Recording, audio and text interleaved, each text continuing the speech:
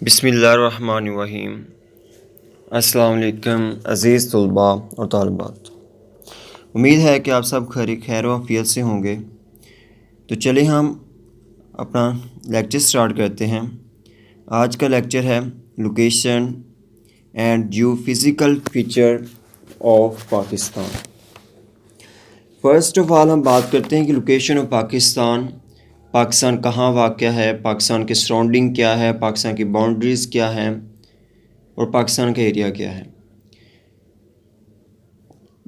पाकिस्तान 23.1 दर्जे से 37 दर्जे अर्ज़ शुमाली और 61 डिग्री से 77 डिग्री तूल बलद मशरक़ के दरमियान फैला हुआ है। नेक्स्ट हम बात करते हैं जियो स्ट्रेटजिक पोजीशन। जियो स्ट्रेटजिक पोजीशन में यानी पाकिस्तान को किन किन कंट्रीज़ ने या किन चीज़ों ने सराउंड किया हुआ है। फर्स्ट है पाकिस्तान के मशरक़ में इंडिया,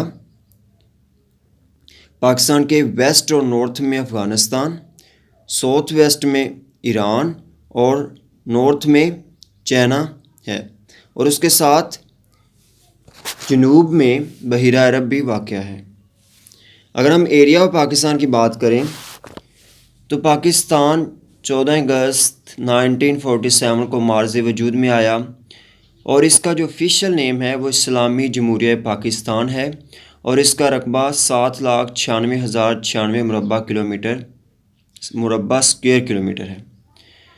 और अगर पाकिस्तान के एरिया की बात की जाए तो ये यूनाइटेड किंगडम से 4 गुना बड़ा है और इंडिया से 4 गुना कम है, यानी इंडिया से इसका साइज़ 1/4 है।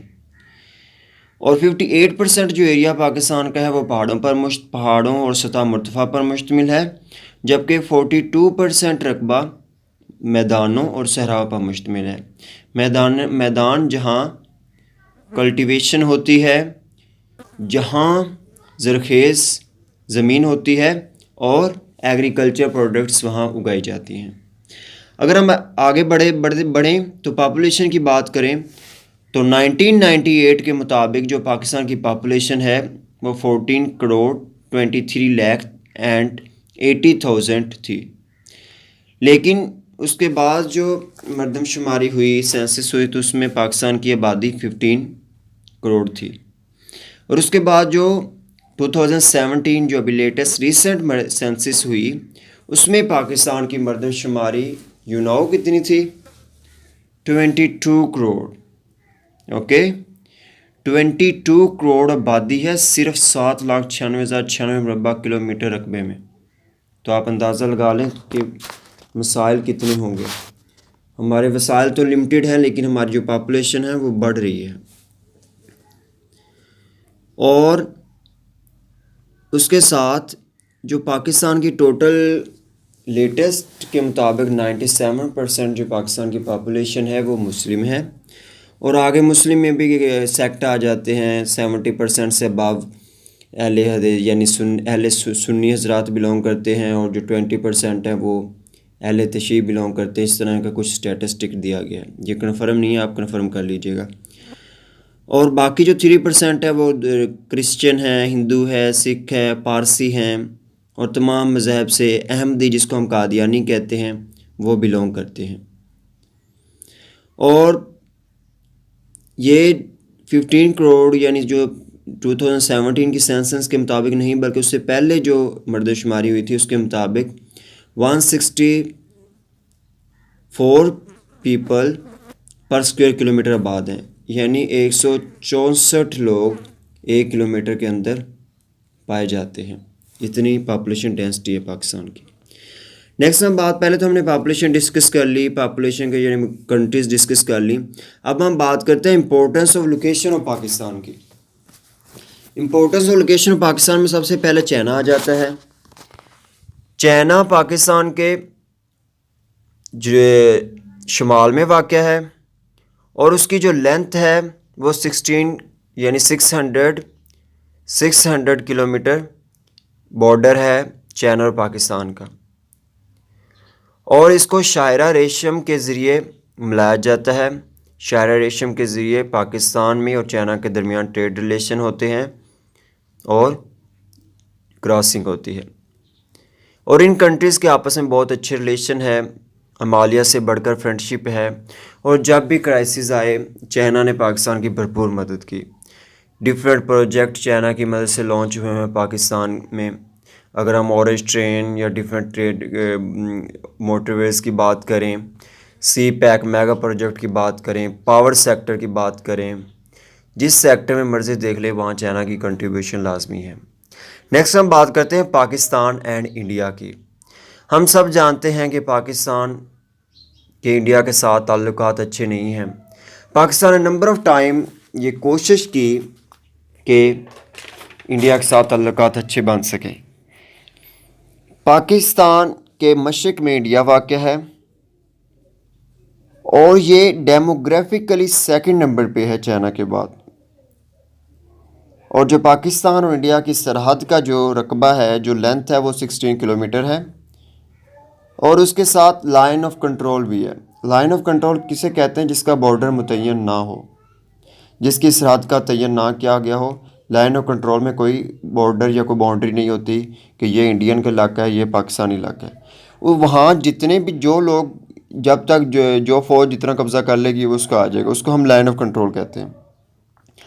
अनफॉर्चुनेटली पाकिस्तान और इंडिया के दरमियान 1947 से लेकर अब तक हालात अच्छे नहीं हैं। उसके पीछे अगर बात की जाए तो उसके पीछे एक रीज़न तो ये पाई जाती है कि कश्मीर, इंडिया कश्मीर को अपना अटूट अंग कहता है, जबकि पाकिस्तान कहता है कि कश्मीर के लोगों का ताल्लुक़ पाकिस्तान से मुसलमान होने की वजह से। कायद-ए-आज़म रहमतुल्लाह ताला अलैहि ने फरमाया कश्मीर पाकिस्तान की शारग है, और इसी बना पर पाकिस्तान और कश्मीर और इंडिया,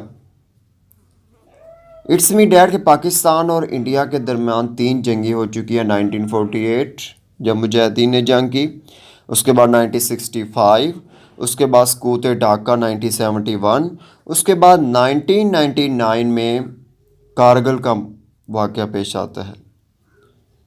इस तरह अभी भी अगर LOC पर, लाइन ऑफ कंट्रोल पर बात की जाए तो वहाँ झड़पें चलती रहती हैं। कभी इंडिया की तरफ से हमला कर दिया जाता है तो कभी पाकिस्तान अपना जवाबी वार देता है। और क्योंकि चपकलश जारी है, दोनों ममालिक अपनी ज़्यादातर इन्वेस्टमेंट डिफेंस में करते हैं, डिफेंस में अपने आप को खुद कफील करते हैं। अल्हम्दुलिल्लाह पाकिस्तान 80% खुद कफील हो चुका है। 80% अपनी जो प्रोडक्ट है पाकिस्तान वो खुद बनाता है, और जो रिमेनिंग जो डिफेंस की प्रोडक्ट हैं वो पाकिस्तान परचेज़ करता है। कश्मीर के मसले पर पाकिस्तान 1948 में यूनाइटेड नेशन के पास भी गया। यूनाइटेड नेशन ने एक करारदाद पेश की थी कि कश्मीर को कश्मीरियों की मर्ज़ी के मुताबिक आज़ाद किया जाएगा, उनकी उमंगों के मुताबिक उनको आज़ादी दी जाएगी, जिसकी वजह से जो मुजाहिदीन ने कश्मीर को ऑक्यूपाई किया था, जंग ख़त्म हो गई। लेकिन अनफॉर्चुनेटली इंडिया अपने वादों से मुनहरफ हो गया। इंडिया ने अपने वादे फुलफ़िल नहीं किए, और अक़वाम मुत्तहिदा जो अपने आप को एक बहुत ही बड़ा अदारा तस्वर करता है, जो अपने आप को पीस का अलंबरदार कहता है, 70 साल हो गए आज तक वो कश्मीर का इशू सॉल्व नहीं कर पाया। एक्चुअली वो इशू सॉल्व करना ही नहीं चाहता। अगर क्रिश्चियनिटी की बात आती, क्रिश्चियन या मसीहों को कोई इशू होता, उन पर जुल्म ढाए जाते तो पूरी दुनिया खड़ी हो जाती। लेकिन यहाँ तो जुल्म ही मुसलमानों पर हो रहे हैं, तो ये तो मुमकिन ही नहीं है कि क्रिश्चियन लोग या मसीह लोग मुसलमानों के लिए खड़े होंगे। हरगिज़ पॉसिबल नहीं है। यही वजह है कि आज तक कश्मीर आज़ाद नहीं हो सका। वहाँ कश्मीर पर जुल्म सितम हो रहे हैं। अगर जानवरों पर जुल्म होता है तो जो इंसानी हकूक़ की तंजीमें हैं वो सरापा एहतजाज हो जाती हैं, वो उनके हकूक़ के ख़िलाफ़ बोलती हैं। लेकिन यहाँ क्या है, 80 लाख पॉपुलेशन को कैद करके रखा हुआ है। उनका कसूर क्या है? कसूर सिर्फ़ ये है कि वो मुसलमान हैं और उससे बढ़कर वो आज़ादी चाहते हैं, यानी उनका मुसलमान ठहरना कसूरवार है। अगर यही 5,000 भी कम है, 500 यहूदियों पर भी जुल्म हो जाए तो क्या उस वक़्त पूरी दुनिया नहीं उठ खड़ी होगी? तो ये है सवाल। हम 52 मुल्क हैं, 50 से ज़्यादा मुस्लिम मुल्क हैं। हमारी OIC जो कि मुसलमानों की एक ऑर्गेनाइजेशन है, वो भी कश्मीर के लिए कुछ भी नहीं कर पाई। इंडिया के रिलेशन सऊदी अरब कतर के रिलेशन इंडिया के साथ पाकिस्तान के कंपेयर बहुत ज़्यादा अच्छे हैं। तो हमें अपनी डायरेक्शन देखनी होगी कि हम बाहसीत कौम, बाहसीत मुसलमान कहाँ जा रहे हैं और वो कौन से एस्पेक्ट्स हैं जो हमारे ज़वाल पजीर होने की बड़ी वजह है। तो ये तो थोड़ी बैकग्राउंड, थोड़ी हिस्ट्री थी, मैं आगे चला गया, सॉरी उसके लिए माफ़ कीजिएगा। नेक्स्ट हम आगे बढ़ते हैं पाकिस्तान और ईरान। ईरान पाकिस्तान के मगरब में वाक़या है और पाकिस्तान और ईरान के जो बॉर्डर की लेंथ 900 किलोमीटर है। पाकिस्तान क्योंकि इस्लामी मुल्क है और पाकिस्तान इस्लामी मुल्क है, ईरान भी इस्लामी मुल्क है, और एक गुड पर्सपेक्टिव ये है कि ईरान के बाद जितने भी अहले तशी हैं वो सबसे ज़्यादा पॉपुलेशन में पाकिस्तान में है। तो इसी बिना पर पाकिस्तान के और ईरान के जो रिलेशन है वो बहुत अच्छे हैं, और यही वजह है कि ईरान ने पाकिस्तान को पहले सबसे तस्लीम किया था। और जब PP की गवर्नमेंट आई थी 2008 में, तो उस वक़्त ईरान के तल्लुकात पाकिस्तान के साथ बहुत अच्छे थे और ये गैस पाइपलाइन मंसूबा भी किया, लेकिन अनफॉर्चुनेटली वो मंसूबा सियासत की भीड़ चढ़ गया, सियासत की नज़र हो गया और सियासत की वजह से वो फुलफ़िल नहीं हो सका। अगर हम डिप्लोमेसी की बात करें, इकॉनमी की बात करें, कल्चर की बात करें, अगर हम एजुकेशन की बात करें, तो इन तमाम के तमाम फील्ड्स ने पाकिस्तान और ईरान ने बायलिटरली आपस में कोऑपरेट करने की कोशिश की है। नेक्स्ट हम बात करते हैं अफ़गानिस्तान और सेंट्रल एशियन स्टेट। सबसे ज़्यादा जो बॉर्डर एरिया है वो अफ़गानिस्तान और पाकिस्तान का 2552 किलोमीटर है, जिसको हम ड्यूरेंट लैंड भी कहते हैं। और क्योंकि ये अफ़गानिस्तान और जो सेंट्रल एशियन स्टेट है जिसमें किर्गिज़स्तान आता है, तुर्कमेनिस्तान आता है, उज़्बेकिस्तान आता है, ताजिकिस्तान आता है, इनकी कोई सहली पट्टी नहीं है। अगर इनको समंदर तक रसाई चाहिए तो इनको पाकिस्तान से गुजरना पड़ता है। इट्स मी डैट कि पाकिस्तान इनको समंदर तक रसाई दे सकता है, लेकिन ये जो मुल्क हैं ये तेल, गैस और दूसरे चीज़ों से माला माल हैं, और पाकिस्तान एग्रीकल्चर के तौर पर बहुत अहम मुल्क है, एग्रीकल्चर के तौर पर बहुत प्रोडक्टिव कंट्रीज़ हैं। और इसके साथ साथ अगर Afghanistan, Kazakhstan, Uzbekistan, Turkmenistan, Tajikistan, Kyrgyzstan की आबादी देख ली जाए तो ये इन तमाम मुल्कों की आबादी पाकिस्तान की आबादी से बहुत कम है, और पाकिस्तान में रकबे के लिहाज से ये तमाम मुल्क बहुत ही आगे हैं और इनके पास वसाइल भी बहुत हैं, यानी नेचुरल रिसोर्सेज भी बहुत ज़्यादा हैं, और इनके पास सहली पट्टी क्योंकि पाकिस्तान की वजह से है। अगर इनको एक रोड की मैप के ज़रिए मिला दिया जाए तो पाकिस्तान को इससे बहुत ज़्यादा बेनिफिट हो सकते हैं, और इन 6 टाइम लार्जर एरिया की कंट्रीज़ को भी बहुत बेनिफिट हो सकते हैं। नेक्स्ट हम बात करते हैं importance of coastal area of Pakistan. Pakistan के सैली इलाके की बात करते हैं। हम सब जानते हैं कि जो गल्फ़ कंट्रीज़ हैं जिसमें India, Qatar, Oman, Qatar India नहीं, जिसमें सऊदी अरब, ओमान, कतर, ये तमाम ममालिक आ जाते हैं, वो तेल की दौलत से माला माल हैं। माय डियर स्टूडेंट, पूरी दुनिया की प्रोडक्शन का 60% ऑयल मुस्लिम कंट्री प्रोड्यूस करती है। इट्स मीन डैट के देने वाले ने मुसलमानों को देने में कोई कसर नहीं छोड़ी। अब ये हम पर डिपेंड है, मुसलमानों पर डिपेंड है कि उन रिसोर्सेज को किस तरह यूटिलाइज़ किया जाता है, उनको अयाशी में यूटिलाइज़ किया जाता है या इस्लाम को फ़रोग देने के लिए यूटिलाइज़ किया जाता है। ओके, तो अल्लाह ताला ने मुसलमानों को, मुस्लिम मालिक को तेल की दौलत से माला माल किया, और ये मुल्क पाकिस्तान के साउथ एशिया में वाक़ हैं। जोग्राफिकली पाकिस्तान साउथ एशिया में है, और जो कि गल्फ़ है वो साउथ वेस्ट में है। ऑपरेशन जो गल्फ़ है वो जोग्राफिकली बहुत इंपॉर्टेंट है, जिसमें ईरान है, कुवैत है, इराक है, सऊदी अरेबिया है, कतर है, बहरीन है, ओमान है, यूनाइटेड अरब अमारात है। ये तमाम के तमाम उसमें गल्फ़ में आ जाते हैं, और इन ममालिक के पास तेल है, मादनी तेल है, और हम सब जानते हैं कि तेल की बहुत ही ज़रूरत है, बेसिक नेसेसिटी है ट्रांसपोर्टेशन के लिए। और पाकिस्तान के, क्योंकि ये मुस्लिम कंट्रीज़ हैं, पाकिस्तान के इनके साथ अच्छे रिलेशन है। यही वजह है कि सऊदी अरब ने पाकिस्तान को उधारा यानी तेल बोरो किया, तेल नगद आसान अकसात पर भी तेल देने की पेशकश की थी, और जो भी पाकिस्तान अवेल कर रहा है, जिसके डेबिट्स बाद में उतारे जाएंगे। नेक्स्ट, अगर हम बात करें religious culture and trade importance of Pakistan की, कि पाकिस्तान का रिलीजियस कल्चर क्या है और पाकिस्तान की ट्रेड इम्पोर्टेंस क्या है, कि पाकिस्तान की तजारत की दुनिया में क्या अहमियत है। नॉर्थ वेस्ट में पाकिस्तान में एक नैरो स्ट्रिप है जिसको हम वाखान कहते हैं, और हम इसके प्रीवियस में बात कर चुके हैं, जो कि पाकिस्तान को सेंट्रल इस्लामिक कंट्री से मिलाती है। पाकिस्तान को सेंट्रल इस्लामिक कंट्री से ये पट्टी मिलाती है। These Central Asian countries are the landlocked but rich in natural resources.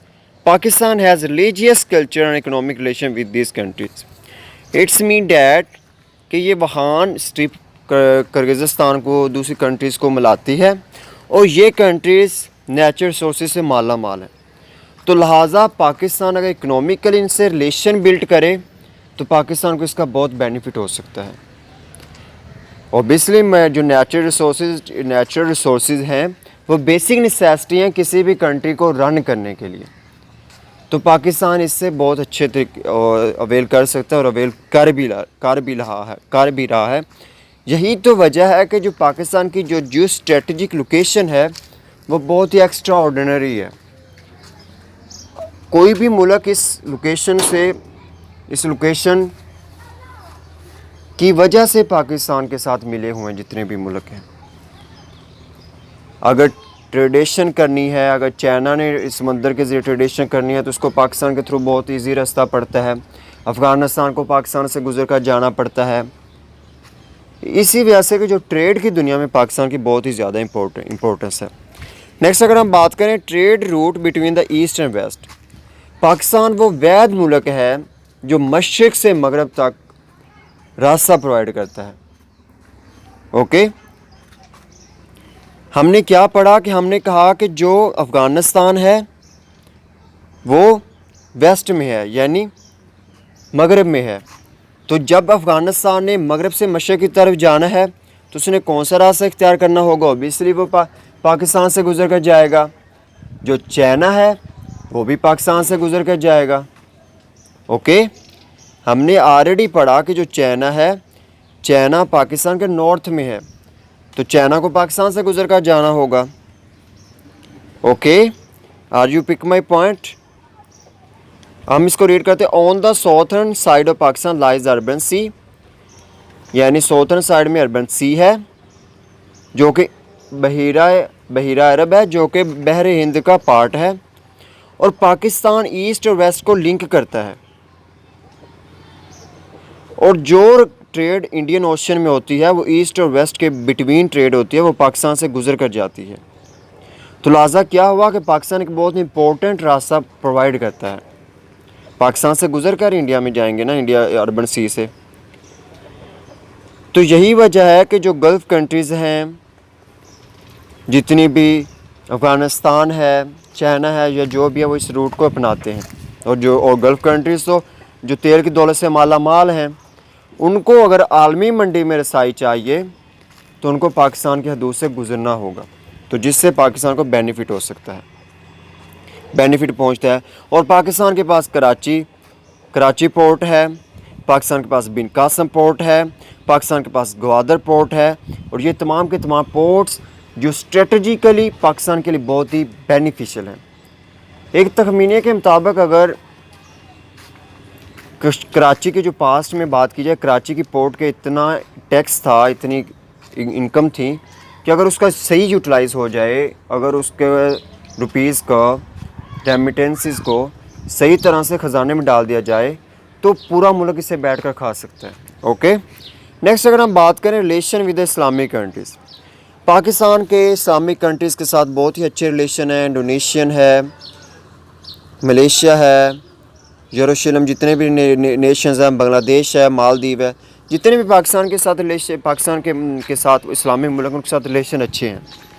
हम सब जानते हैं कि पाकिस्तान ने हर हाल में मुस्लिम ममालिक के साथ अच्छे रिलेशन रखने की कोशिश की। अगर हम जनरल ज़िया-उल हक के दौर को देख लें तो उन्होंने भी मुस्लिम उम्मा को यूनाइटेड करने की कोशिश की। कज़ाफ़ी को देख लें तो उन्होंने भी मुस्लिम उम्मा की यूनाइटेड होने की कोशिश की। तो जितने भी लोग थे, जितने भी पॉलिटिकल लीडर जिनको हम कहते हैं, उन्होंने मुस्लिम उम्मा को यूनाइटेड करने की कोशिश की। तो यही वजह है कि पाकिस्तान को इस्लाम का किला कहा जाता है, पाकिस्तान को इस्लाम का फोस्टर कहा जाता है। नेक्स्ट अगर हम बात करें importance of Pakistan from defence point of view, Pakistan के डिफेंस पॉइंट ऑफ व्यू से भी बहुत ही ज़्यादा अहमियत का हामिल है। पाकिस्तान के जो नेबर कंट्री है, रिपब्लिक चाइना है, रशिया है, और रशिया पहले सुपर पावर थी। ओके, और रशिया सुपर पावर थी, और उसके साथ अगर हम चाइना की बात करें तो चाइना इस वक्त दुनिया की दूसरी बड़ी इकॉनमी है। और उसके साथ साथ अगर इंडिया की बात की जाए तो इंडिया भी एटमी पावर है। इट्स मीन डैट कि अगर पाकिस्तान के डिफेंस की बात की जाए तो पाकिस्तान के गिरदोनवा में 3 कंट्रीज़ हैं जिनके पास एटमी पावर होने की सलाहियत है। Okay, first Russia, second China, third India, और फोर्थ पाकिस्तान। बर्र-ए-आज़म एशिया में 4 मुल्क ऐसे हैं जिनके पास एटमी सलाहियत है, और टोटल 7 या 8 हैं। तो लिहाजा पाकिस्तान को डिफेंस के लिए बहुत इंपॉर्टेंस है। यहाँ डिफेंस के लिए भी पाकिस्तान को कुछ करना होगा, इंपॉर्टेंस होती है। यही वजह है कि पाकिस्तान अपने डिफेंस के लिए जो डायलॉग करता है चाइना के साथ करता है। पहले तो रशिया के साथ इतने तल्लुकात अच्छे नहीं थे, लेकिन अब न्यू डिप्लोमेसी पॉलिसी के मुताबिक अब रशिया के साथ भी पाकिस्तान के हालात बेहतर होने लगे। नेक्स्ट हम बात करते हैं centre of the Muslim world. मैं पहले बता चुका हूँ कि पाकिस्तान इस्लाम का किला है। पाकिस्तान दुनिया के सेंटर में आता है एज अ मुस्लिम। और यही बात सच है कि पाकिस्तान के पास इतनी कैपेबिलिटी है कि वो पूरी दुनिया के मुसलमान, जो दुनिया के मुसलमान कंट्रीज़ हैं, उनको यूनाइटेड करके उनको अपने साथ मिलाकर लेकर चल सकता है। लेकिन अनफॉर्चुनेटली हमारे पॉलिटिशियंस, हमारे मुल्क के अंदरूनी और बैरूनी साजिशें ऐसा नहीं होने दे रही। नेक्स्ट हम बात करते हैं position in the third world. Pakistan is a great exporter of the unit of third world countries. The organization non-aligned country provide great importance of its useful role in the third world. Third world वो है कि जो under develop है, जो तरक्की कर रही हैं, यानी जो इतने खुद कफील नहीं है, तो उनमें पाकिस्तान की इंपॉर्टेंस बहुत ही ज़्यादा है। पाकिस्तान की एक जो स्ट्रेटजिक अच्छी लोकेशन है, पाकिस्तान के पास पोर्ट्स हैं, पाकिस्तान के पास रोड्स हैं, ये तमाम की तमाम चीज़ें पाकिस्तान को बहुत ही अहमियत का हामिल गर्दानती है, बहुत ही अहमियत देती हैं। नेक्स्ट अगर हम बात करें इकोनॉमिक कॉरपोरेशन ऑर्गेनाइजेशन की, ECO की, इन 1964 में एक रीजनल कॉरपोरेशन डेवलपमेंट साइन हुई बिटवीन द पाकिस्तान, ईरान और तुर्की, जबकि 1984 में इसको रीनेम कर दिया जिसका नाम था ECO। और बाद में इसके नंबर बढ़ गए 3 से 10 हो गए, जिसमें पाकिस्तान, ईरान, तुर्की, Tajikistan, Uzbekistan, Turkmenistan, Azerbaijan, Kazakhstan, Kyrgyzstan इस ऑर्गेनाइजेशन के मेंबर बन गए। और इस ECO का मेन मोटिव पता है क्या था? उसका मोटिव ये था कि जो ट्रेड है पाकिस्तान, ईरान, तुर्की और दूसरे जो गल्फ़ हैं, दूसरे कंट्रीज़ हैं, उनके दरमियान ट्रेड की जाए। इट्स मीन डैट कि जो मुस्लिम ममालिक हैं या इस ऑर्गेनाइजेशन के मुताबिक जो भी ममालिक हैं वो आपस में ट्रेड करेंगे। जब ट्रेड होगी तो गुर्बत ख़त्म होगी, पॉवर्टी लाइन रिड्यूस होगी, जो डोमेस्टिक लाइफ इंक्रीज़ होगी, इन्वेस्टमेंट बढ़ेगी। तो ये इस ECO का मकसद था। नेक्स्ट हम बात करें फोस्टर्स ऑफ इस्लाम। हमने पहले भी बात की कि पाकिस्तान दुनिया का वो वैध मुल्क है जिसको इस्लामिक आइडियोलॉजी की बना पर लिया गया, और पाकिस्तान की बुनियादें ही एक्चुअली इस्लामिक आइडियोलॉजी हैं, और दुनिया में कोई भी ऐसा मुल्क नहीं है जिसको इस्लाम की आइडियोलॉजी से लिया गया हो। तो लिहाजा मैनी इस्लामिक कंट्रीज़ इस्लाम को फॉलो करती हैं। अगर जनरल ज़िया-उल हक साहब के दौर की बात की जाए तो उस वक़्त इस्लाम अपने अरूज पर था इन पाकिस्तान। एक इस्लामिक सिस्टम जनरल ज़िया-उल हक साहब लाने की कोशिश कर रहे थे, जिसको इंशाअल्लाह हम हिस्ट्री ऑफ पाकिस्तान में जनरल ज़िया-उल हक साहब के ईरा में डिस्कस करेंगे। नेक्स्ट हम बात करते हैं Pakistan is an atomic power. 1998 में पाकिस्तान एटॉमिक पावर बन गया जब चागी के मुकाम पर पाकिस्तान ने 7 धमाके किए, और आलम दुनिया का पाकिस्तान वो वैध मुस्लिम मुल्क था जो एक इस्लामी एटमी पावर बना। दुनिया हैरान थी कि पाकिस्तान जिसके पास ना तो वाटर रिसोर्सेज इतने ज़्यादा हैं, ना पावर सेक्टर में वो खुद कफ़ील है, डेब्ट में गिरा हुआ है, वो कैसे एटमी पावर बन गया। लेकिन भुट्टो ने ये इनिशिएटिव लिया था। भुट्टो ने कहा था कि हम बहैसियत कौम घास खा लेंगे, लेकिन एटमी पावर मुल्क को बनाना ये हमारे लिए लाजमी है। लेकिन अगर पाकिस्तान एटमी पावर ना बनता तो क्या होता, आपने सोचा? इस वक्त अगर पाकिस्तान आज एटमी पावर है, अगर इंडिया की आंखों में आंखें दिखाता है तो सिर्फ इस बदौलत कि वो इंडिया के मुकाबल है। इंडिया ने तो चढ़ाई कर दौड़नी थी। 1998 में कारगिल, 1999 में कारगिल हुई, वो भी नवाज शरीफ की बदौलत पाकिस्तान को शिकस्त सामना करना पड़ा। फिर 2000 आई थिंक 2000 और 2010 या 11 के दरमियान भी इंडिया ने ऐसी साजिशें की, जिसको जब पाकिस्तान ने कहा कि ये एटमी पावर हमने चलाने के लिए मुल्क को बनाया, एटमी हथियार दिखाने के लिए नहीं, तब वो वापस आया। अदरवाइज़ अगर ये ना होता तो पाकिस्तान को तो इंडिया ने धमकियाँ दे दे कर ही ख़त्म कर देना था। और हमारे पॉलिटिशियन, हम तो जानते हैं कि माशाल्लाह कितने अच्छे पॉलिटिशियंस हैं, सब अपने लिए काम करते हैं, मुल्क के लिए आज तक किसी ने काम ही नहीं किया। तो लिहाजा पाकिस्तान के लिए एटमी पावर बनना बहुत ही लाजमी था। नेक्स्ट अगर हम बात करें importance of location of Pakistan की, लोकेशन को हमने अच्छी तरह एलेबोरेट किया। हमने उसके जो डिफरेंट कंट्रीज़ है उनके साथ रिलेशन थे उसको भी डिस्कस किया। पाकिस्तान एक न्यू स्टेट है, 14 अगस्त 1947 में आया, लेकिन अनफॉर्चुनेटली पाकिस्तान का जो लिटरेसी रेट भी बहुत कम था। पाकिस्तान एक डेवलपिंग कंट्रीज़ है और पाकिस्तान के जो फॉरेन डेबिट हैं वो भी बहुत ही ज़्यादा हैं।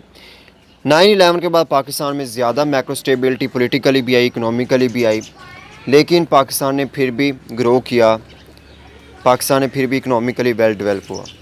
अब मौजूदा कोरोना वायरस से पहले के स्टैटिस्टिक, आलमी अदारों के स्टैटिस्टिक ये इंडिकेट करते हैं कि पाकिस्तान की जो पॉलिसीज़ हैं वो इंशाअल्लाह इन द फ्यूचर पाकिस्तान को एक डेवलप कंट्री की तरफ लेकर जाएंगी।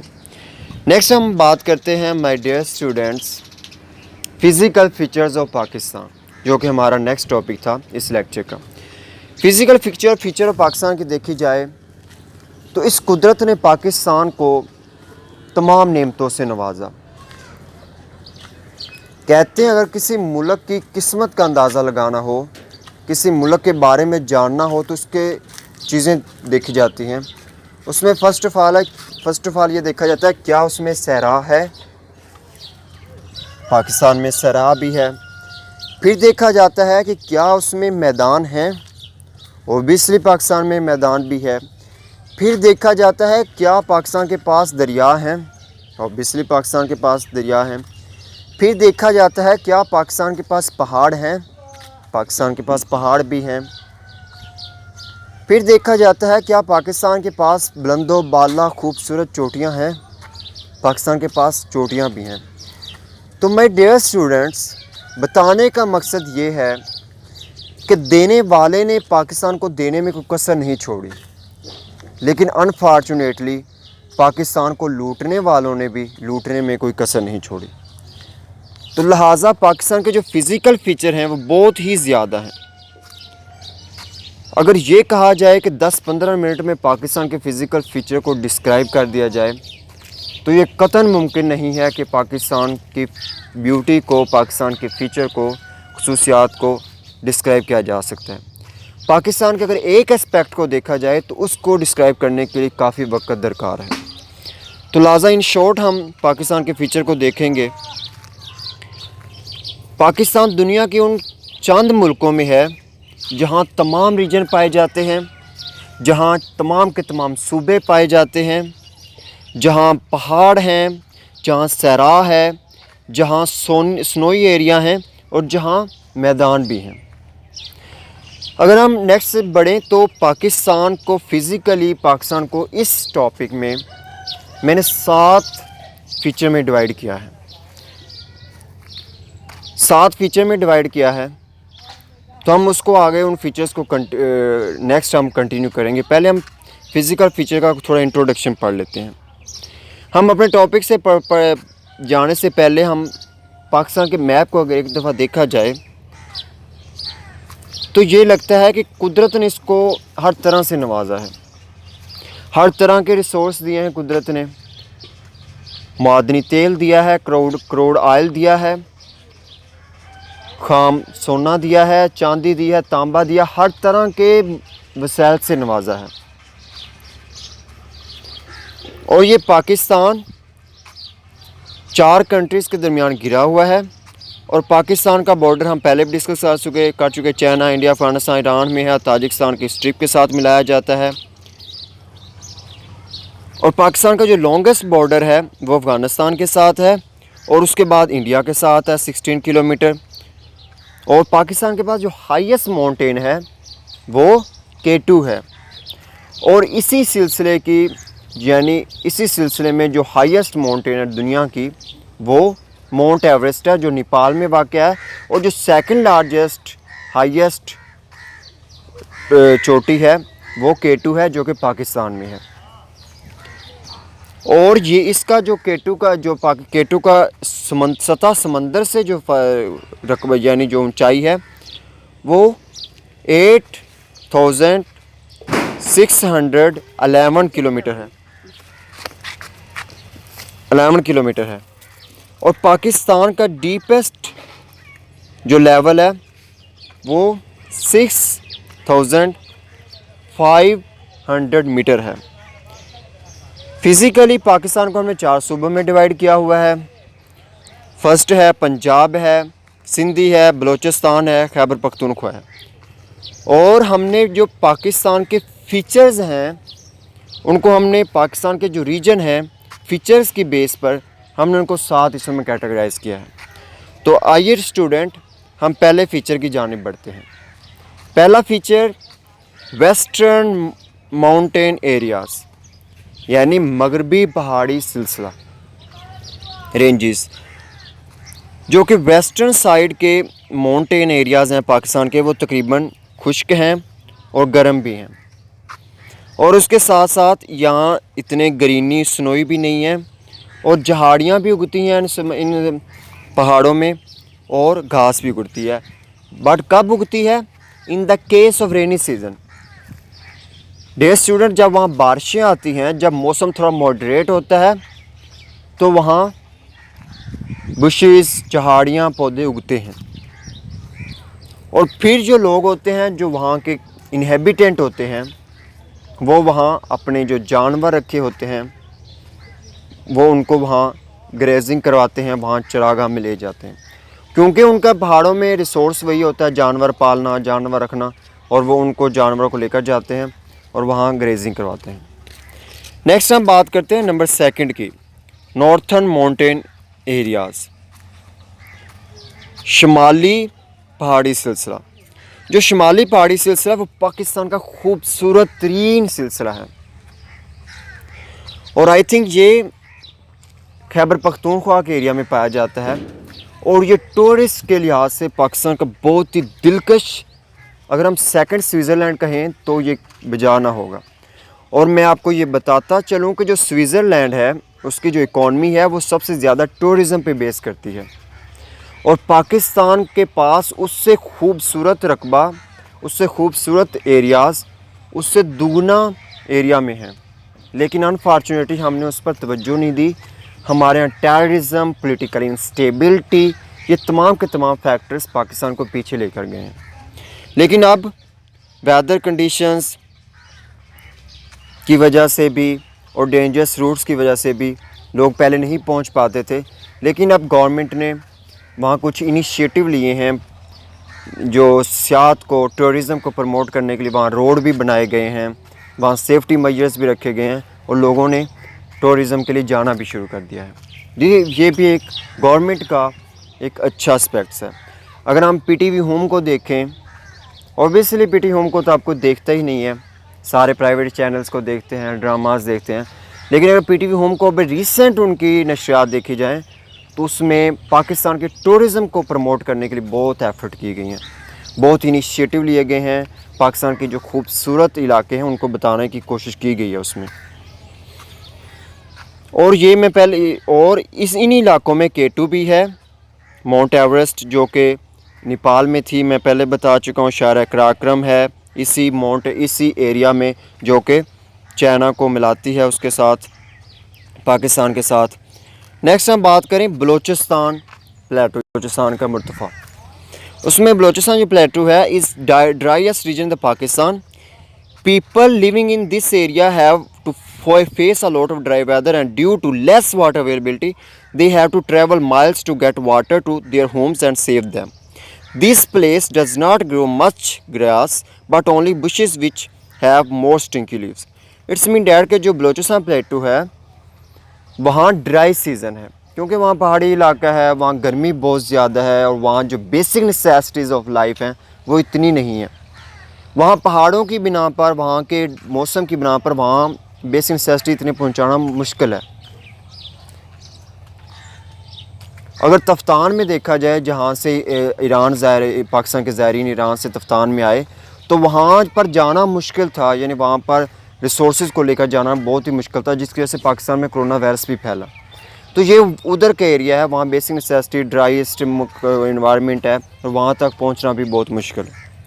नेक्स्ट अगर हम बात करें साल्ट रेंज एंड पटवार प्लेटू, यानी सतह मुर्तफ़ा पटवार की अगर बात की जाए, तो उसमें क्या है कि ये जो साल्ट रेंज है, पाकिस्तान का जो एरिया साल्ट के एतबार से, यानी नमक की कानों से ढका हुआ है, और जो साल्ट रेंज एरिया और प्लेटू पटवार है पाकिस्तान का, वो पाकिस्तान के बहुत ज़्यादा एरिया को ढांप के रखता है, बहुत एरिया को उसने कवर किया हुआ है।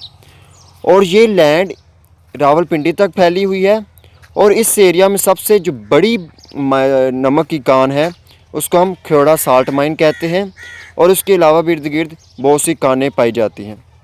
और ये दुनिया की मशहूर तरीन कानों में से एक जो खेड़ा साल्ट माइन है, मशहूर तरीन कान है, और इसके इर्द गिर्द भी बहुत ही इंपॉर्टेंट वेल नॉन कानें भी पाई जाती हैं। और ये विजिटेड प्लेस है, इट्स मीन कि यहाँ लोग खेड़ा साल्ट माइन को देखने आते हैं। वहाँ साल्ट माइन में बहुत सी चीज़ें भी हैं, पुरकशिश अट्रैक्टिव थिंग्स, अट्रैक्टिव प्लेसेस बनाई गई हैं ताकि टूरिज़म को फ़रोग़ दिया जा सके। अनफॉर्चुनेटली पाकिस्तान के पास सबसे ज़्यादा साल्ट है, पाकिस्तान के पास सबसे ज़्यादा कोयला है, साल्ट पाकिस्तान के पास है। पाकिस्तान साल्ट इंडिया को परचेज़ करता है, और इंडिया देन उसको रिफ़ाइन करके दूसरे कंट्रीज़ में बेचता है। इट्स मीन डैट कि पाकिस्तान अपना जो नमक है, कुदरती नमक है, उसको कौड़ी के दामों बेचता है, और इंडिया उसको रिफ़ाइन करके थोड़ा सा अमेंड करके आगे आलमी मार्केट में इंपोर्ट कर रहा है, एक्सपोर्ट कर रहा है, इंपोर्ट कर रहा है सॉरी, तो इससे इंडिया बेनिफिट ले रहा है। तो ये अगर हम पाकिस्तान की बात करें तो हमारी जितनी भी politicals stability instability political activities हैं, उन तमाम की तमाम पॉलिटिकल एक्टिविटीज़ ने इस मुल्क को कहीं का नहीं छोड़ा। नेक्स्ट हम बात करते हैं lower plain of the Indus. Lower plain जो है मैदानी इलाका, जो निचला मैदानी इलाका है, वो साउथ में वाक़ है इंडस प्लेन के, यानी दरियाए सिंध के जनूब में वाक़ है। और ये the river Indus flow in the, और यही जो रिवर है ये इस बहीरा अरब में गिरता है, और बहीरा अरब बहर हिंद का हिस्सा है, हमने पहले पढ़ा। और इसके साउथ में थाटा है, और इसमें डेल्टा रिवर भी गिरता है, डेल्टा रिवर भी है।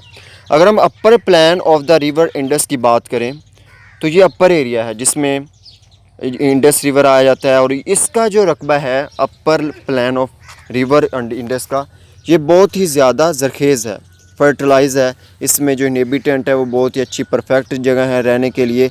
और ये पंजाब का एरिया, ज़्यादातर एरिया पंजाब का upper plain of the river Indus में पाया जाता है। और ये प्लान हाईएस्ट जो इसका है 180 मीटर टू 300 मीटर है, और इसमें 5 दरिया हैं। अपर प्लेन ऑफ रिवर इंडस में, जिसको हम पंजाब कहते हैं, 5 दरियाओं की सरजमीन है, सतलुज, चनाब, रावी, सिंध और ब्यास, और इस तरह के दरिया पाए जाते हैं। तो ये एरिया क्योंकि दरिया भी हैं, एनवायरनमेंट भी मॉडरेट है, कल्टीवेशन के लिए साजगार मौसम पाए जाते हैं, चारों सूबे पाए जाते हैं, तो ये पाकिस्तान के लिए, पाकिस्तान की फर्टिलाइजेशन के लिए, ज़रखेज़ी के लिए, क्योंकि पाकिस्तान की 60% जो पॉपुलेशन है वो एग्रीकल्चर से डायरेक्टली कनेक्टेड है, और 80% जो पॉपुलेशन है वो इनडायरेक्टली कनेक्टेड है। तो ये एरिया बहुत ही इंपॉर्टेंस का हामिल है। और हमने बात की 52 प्लस एरिया या 52 से कम आई थिंक एरिया वो मैदानों पर मुश्तमिल है, सराहों पर मुश्तमिल है, तो ये एरिया उन्हीं में आता है। नेक्स्ट हम अपने लास्ट पॉइंट की बात करते हैं, तो coastal area of Sindh and Balochistan. Sindh और बलूचिस्तान का जो सहली इलाका है, Pakistan 1100 kilometre coastal area around किया हुआ है। सिंध और बलूचिस्तान के दरमियान जो समंदर, साहिल समंदर है, वो 1100 किलोमीटर है। और इसी साहिल समंदर में क्या है, जो लॉन्गेस्ट कोस्ट लाइन है वो 771 किलोमीटर है बलूचिस्तान में। और कोस्टल एरिया जो एरिया आर इन सिंध और बलूचिस्तान में है, और ये कोस्टल एरिया किस में है, अर्बन सी में है। और यही कोस्टल एरिया पाकिस्तान को डिफरेंट कंट्री के साथ मिलाता है।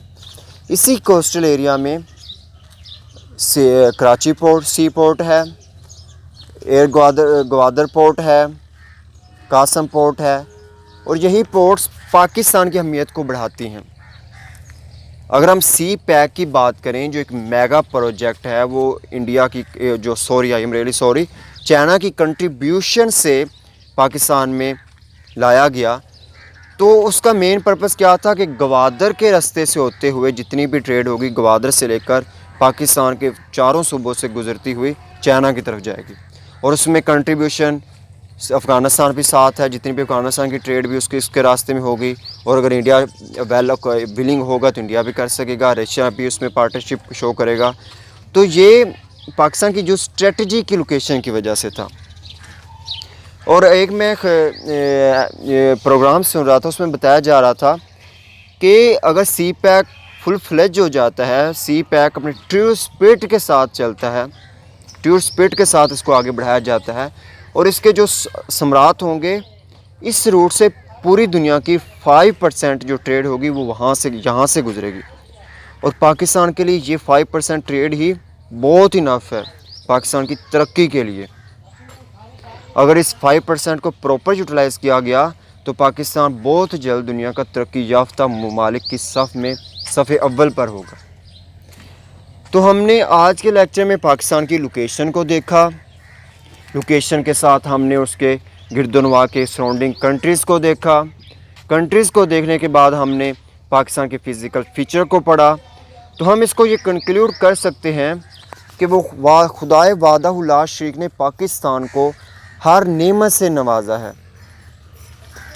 शर्त यह है कि हम इसको प्रॉपर यूटिलाइज़ करें, हम सिंसेरिटी के साथ लेकर चलें, तो पाकिस्तान बहुत जल्द इंशाअल्लाह तरक्की याफ्ता और एक फलाही वेलफेयर स्टेट बनेगा और ये मुस्लिम उम्मा के लिए तो बने ही बनेगा, लेकिन पूरी दुनिया के लिए एक मिसाली मुल्क बनेगा। और ये मुल्क बन सकता है अगर हम खुद सिंसेर हों। तो ये तो हमारा लेक्चर था। आई होप कि आपने इस लेक्चर को बहुत अच्छे से लिसन किया होगा, बहुत अच्छे से अंडरस्टैंड किया होगा। Thank you so much. अपना बहुत सा ख्याल रखिएगा।